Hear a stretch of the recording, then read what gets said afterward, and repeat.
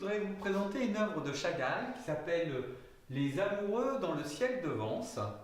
Donc j'aime particulièrement cette œuvre parce que je trouve que Chagall a très très bien exprimé les sentiments, le sentiment amoureux, d'affection, de tendresse dans un couple. Et puis aussi exprimer le côté aérien et puis le ciel d'azur. Voilà, donc j'aimerais vous présenter cette œuvre et vous montrer un petit peu les moyens qu'il a utilisés pour réaliser ce travail. Alors j'aime particulièrement en fait ce mouvement ici, hein, qui élance les deux personnages. Alors Chagall a joué beaucoup sur les rapports, c'est-à-dire qu'ici on a une longue distance et ici une courte distance, ce qui permet en fait d'allonger le personnage, et en plus c'est renforcé par les jambes comme ça qui partent en fuseau. On a presque l'impression en fait d'avoir comme une fusée comme ça qui part dans le ciel. Voilà, donc ça c'est l'élément essentiel qui va permettre en fait le côté aérien. Ensuite, on a les fleurs qui rappellent le mariage, qui rappellent la fête, qui rappellent voilà, donc quelque chose d'assez réjouissant, très coloré. La lune, couleur miel, lune de miel. Les bougies, hein, qui donnent aussi un peu le sentiment d'intimité, le sentiment d'un environnement assez cosy, assez, assez intime. L'arbre, pour rappeler aussi Vence, hein, le palmier, hein, pour rappeler Vence, avec la colline. Et puis des couleurs ici violettes qui donnent aussi l'impression en fait d'un ciel, un ciel du soir, un ciel du soir. Et ce que j'aime aussi beaucoup, c'est comment il a réussi à traiter en fait le ciel ici là. Donc il n'a pas fait un fond uni, il a en fait défini, utilisé une matière qui vibre, comment dire, euh, donne un ciel qui n'est pas plat, comment dire, un ciel vivant. Voilà. Alors l'élément essentiel, comme je disais, c'est ça. C'est le personnage tout en longueur comme ça, qui donne un sentiment très très aérien. Après, ce qui est intéressant aussi, c'est comment en fait toute cette forme se termine avec les deux têtes et puis l'entrelacement en fait des deux personnages dans un cercle. Alors le cercle c'est ou plutôt l'ovale, qui donne beaucoup de douceur, beaucoup de tendresse, beaucoup de chaleur, beaucoup de sensualité, avec au centre aussi de ce cercle bon, la poitrine de la femme, voilà. Et puis le regard de l'homme aussi, hein, tourné sur la poitrine de la femme. Donc tout ça, c'est quelque chose qui donne beaucoup de sensualité en fait à cette partie du tableau, et qui traduit bien en fait la lune de miel, quoi. Voilà. Donc au-delà de tout ça, ce que je voudrais aussi, c'est voir avec vous la composition générale de cette œuvre. Donc je ne vais pas faire, je vais pas la réaliser non plus en couleur, hein. Je vais rester sur une composition générale au crayon. Donc voilà, on va commencer. Donc d'abord, comme d'habitude, hein, on essaie de retrouver à peu près le format de ce tableau. Donc je vais commencer par tracer le format en laissant une marge, hein. Voilà. Je pense que je suis donc de façon assez légère, hein, j'appuie pas, c'est pas vraiment nécessaire. Donc là j'ai agrandi un petit peu, sachant que le tableau il doit faire 1,30 m par 98, hein, donc c'est quand même un tableau assez grand, quoi. Donc quand on a fait ça, on peut tracer aussi, par exemple, l'axe qui, voilà, diviser le tableau en deux de ce côté-là et le diviser aussi en deux ici. Hein, quand on regarde bien, ça permet en fait d'avoir le point qui est là.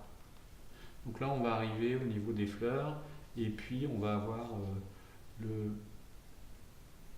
personnage qui se trouve complètement, les deux personnages qui se trouvent complètement sur une diagonale limitée ici, quoi, qui vont arriver jusque là.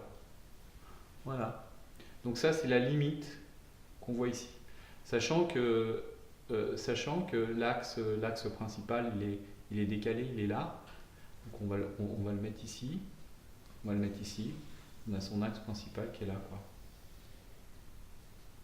Voilà. Alors ça part, comme je disais, hein, ça part en fuseau. Donc on peut un petit peu écarter vers le bas. Bon, avec le drapé qui arrive ici. Alors, au niveau des drapés, on peut aussi constater dans les drapés, qui sont des drapés un peu primitifs. On retrouve un petit peu ces drapés par exemple, dans le tympan du Christ de Vézelay, donc un tympan roman. Donc on peut retrouver un petit peu cette structure de drapé dans un tympan roman. Voilà. Alors quand j'ai ça, là j'ai effectivement le drapé qui tombe jusque là. Et puis comme je disais, ici on a une grande longueur, donc il ne faut pas hésiter à monter ici pour trouver cette grande longueur qui est très très importante en fait, hein, avec la tête qui va ensuite repartir comme ça. Donc je disais il y a un ovale, donc on va d'abord définir ces éléments. Voilà, ça se termine comme ça. Alors on peut reprendre les éléments après. Donc ça c'est pour la partie gauche, les deux personnages, sachant qu'à droite on va avoir un cercle. Hein. Alors les cercles, il y a beaucoup de cercles ici. Alors ça adoucit aussi les cercles. Ça adoucit le tableau. Tout ce qui est rond adoucit en fait. Hein. Donc on a un premier cercle ici, c'est le bouquet. Et puis un deuxième cercle qui est là. Donc c'est la lune. Donc on est bien dans l'axe. Hein. Donc la lune va se trouver ici. Donc là j'ai monté un petit peu trop le personnage. Je pense qu'il va falloir le descendre un petit peu. On pourra le descendre un petit peu. Et puis ma lune, je pense que je ne l'ai pas fait assez grande. Hein. Il faut agrandir, hein, parce qu'on n'est pas tout à fait sur le même format non plus. Donc il faut agrandir. Là aussi. Alors si je reprends mon axe central qui est ici, on a bien le bouquet qui vient là avec le vase qui vient ici. Voilà, le vase qui monte jusque là. Alors, bon, les proportions, pour certains éléments, c'est pas très très important. Les proportions les plus importantes, elles sont là, quoi. C'est le jeu de rapport qui se trouve ici, qui crée vraiment une dynamique aérienne, quoi. Voilà, ça s'élance parce que justement il y a ce rapport, ces proportions, cette longueur. S'il n'y avait pas cette longueur, s'il avait élargi ici par exemple, et puis ici son drapé il l'avait fait venir jusque là, on n'aurait pas le même sentiment du tout, on n'aurait pas ce sentiment côté élancé. Donc c'est important de retrouver ce côté élancé en jouant sur les rapports. Voilà. Avec l'homme qui se trouve ici, et puis la femme qui se trouve là, la tête de la femme qui se trouve ici. Voilà.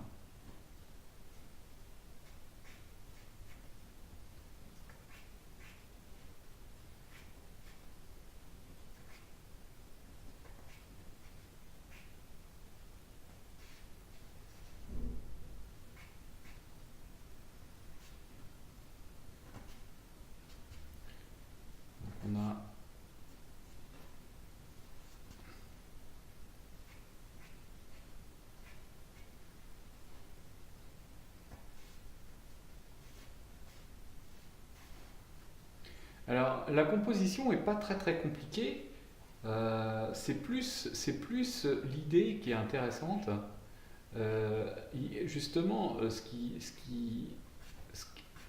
est intéressant, c'est d'avoir réussi à traduire aussi bien le sentiment avec des moyens relativement limités, quoi.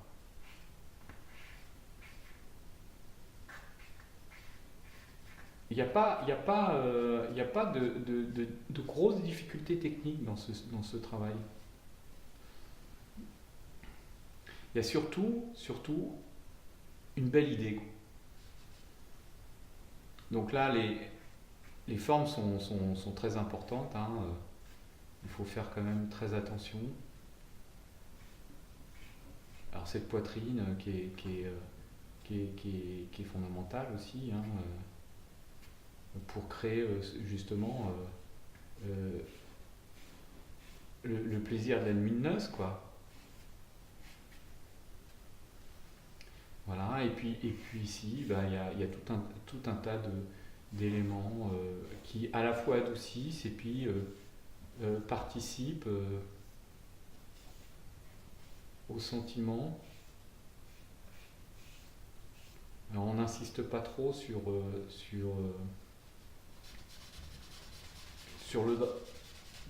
On ne force pas trop sur le drapé, quoi, parce que il est présent, mais surtout suggéré.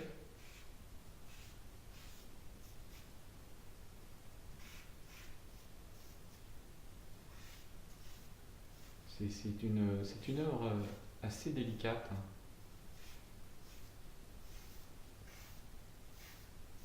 Voilà, avec le pied qui part comme ça, l'autre pied qui va partir comme ça.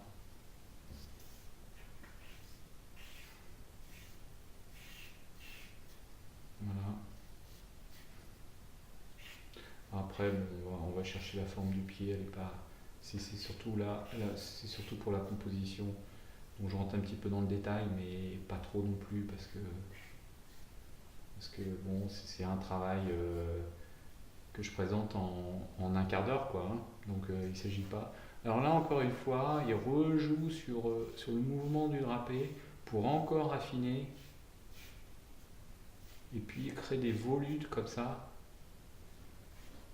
Voilà. Donc là-dedans, ce qu'on peut voir aussi, c'est que tout ça, c'est beaucoup plus sombre.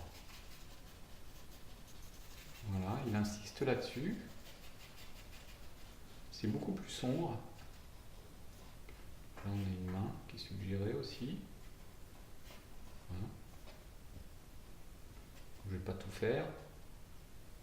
La tête, je pense que je peux la remonter un petit peu. Ici, j'ai un noir qui n'est pas tout à fait à sa place. Là, il est beaucoup plus à sa place. Donc là, on a les volutes. Et là, on a des noirs aussi. Quand on regarde bien, les noirs, ils sont là. Enfin, les noirs, là, c'est des bleus, mais des bleus foncés qui viennent comme ça. Voilà, qui viennent encore renforcer le sentiment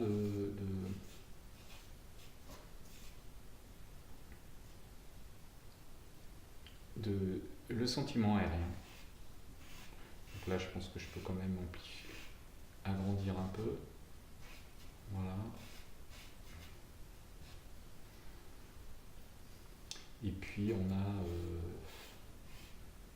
bon, il ne veut pas non plus trop exagérer côté en fuseau, hein. Il revient aussi en rajoutant une petite ligne, là, il revient un petit peu sur sa forme.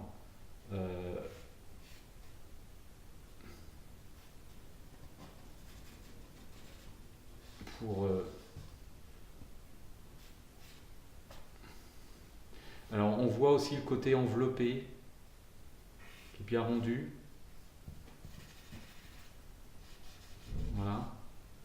Hein, c'est un drapé en fait, hein. Ils sont dans un drapé là.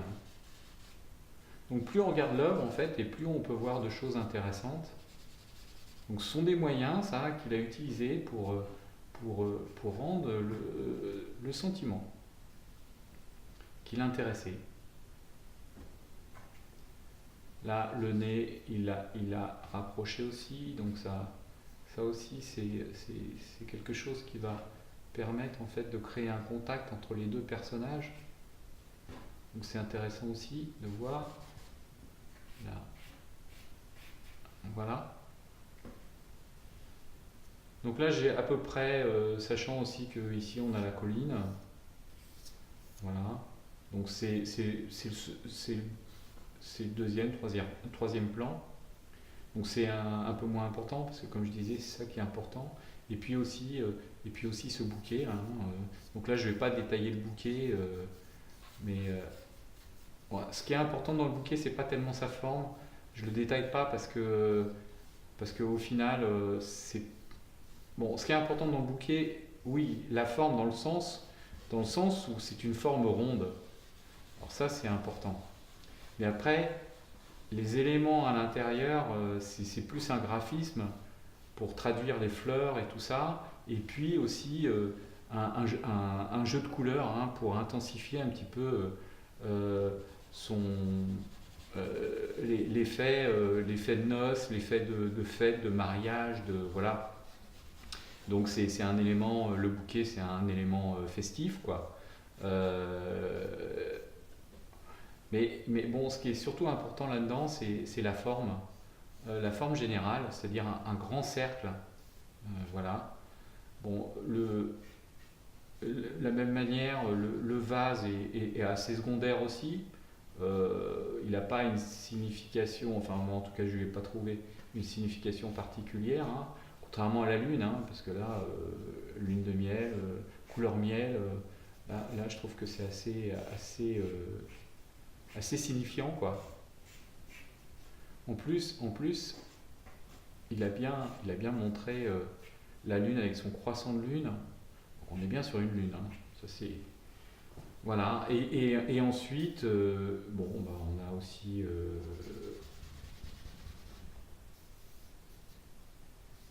les bougies.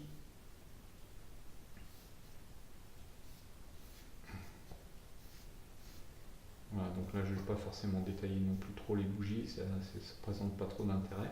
Mais par contre ce qui est important, c'est leur présence, hein, le fait qu'elle soit là. Ça c'est important. Hein. Toujours pareil, ça participe à l'idée qui veut donner à son tableau. Quoi. Donc là je vais les faire rapidement, je sais pas. Hop, hop.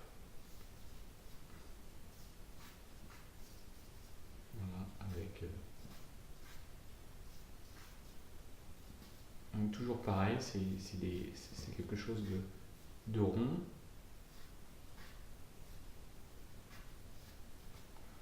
Très doux. S'il avait voulu vraiment faire un sujet plus austère, il n'aurait pas utilisé autant de volutes. Les volutes, c'est. Voilà.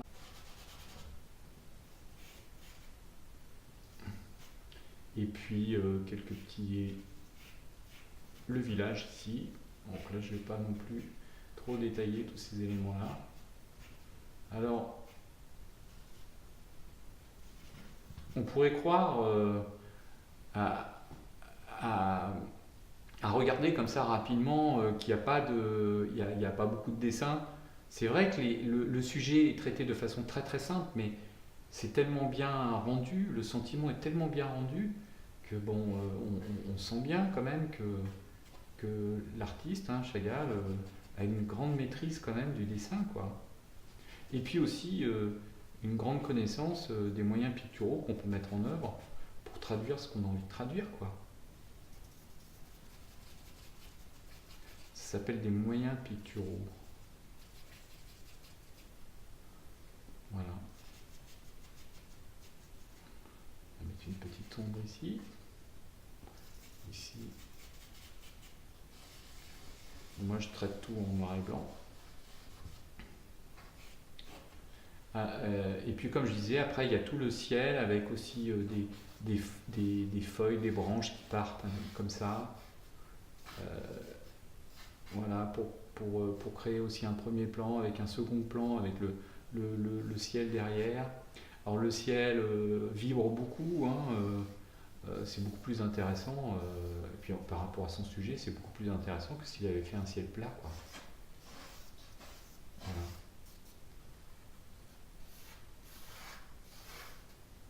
Alors tout ça c'est plus sombre pour faire ressortir aussi le ciel derrière.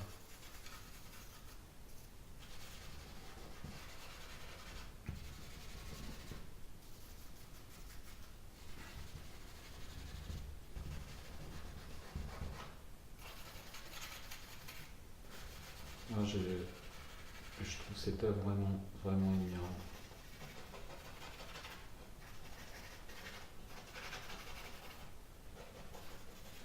Quel sentiment. C'est quand même assez surprenant.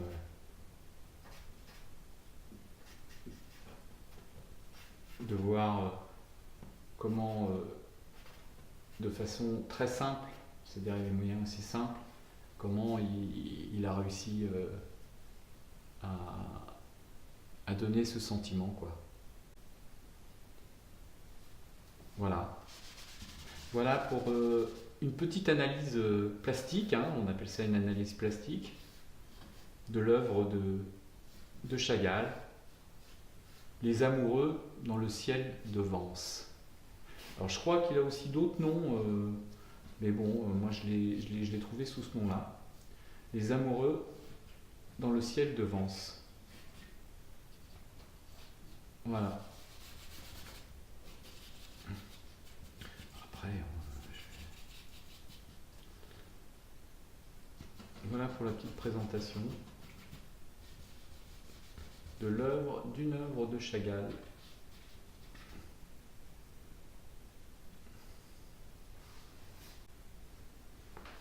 Merci. Et puis rendez-vous à une autre occasion pour une autre présentation d'un autre travail.